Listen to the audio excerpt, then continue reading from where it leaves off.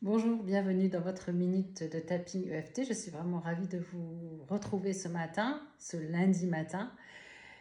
Aujourd'hui, je voulais vous présenter ou mettre le focus sur un point en particulier, ce qu'on appelle le point clavicule en EFT. Lorsque nous faisons la ronde, nous passons par ce point clavicule. Ce point clavicule est donc en acupuncture le point R27 qui est le point en fait du méridien des reins, et en médecine chinoise les reins représentent le siège des émotions de la peur.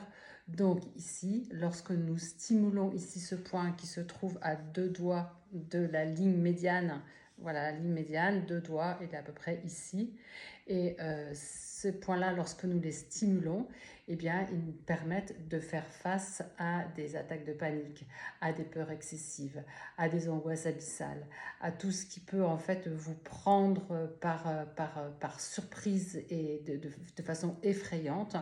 Donc c'est un point qu'on appelle aussi le point d'urgence et qu'il est bon d'avoir dans sa trousse à outils au cas où, en pleine foule, sur la route, en haut d'une montagne, dans un ascenseur, si vous sentez qu'il y a une attaque de panique qui arrive, eh bien vous stimulez ces points-là de façon assez forte, je dirais, tout en respirant profondément.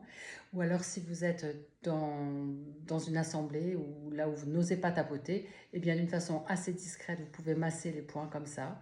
Encore une fois, vous les massez de façon assez intense, tout en prenant de profondes inspirations. Et si vous le pouvez, eh bien moi je vous invite dans ces cas-là aussi à boire des gorgées d'eau fraîche, parce que l'eau, en fait, c'est un conducteur d'informations entre nos cellules, et forcément ça hydrate aussi notre cerveau, ce qui nous permet de revenir ici et maintenant un peu plus au calme.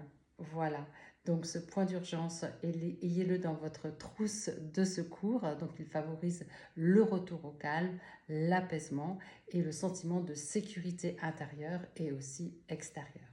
Voilà mes amis, je vous souhaite un excellent lundi, belle semaine et à tout bientôt.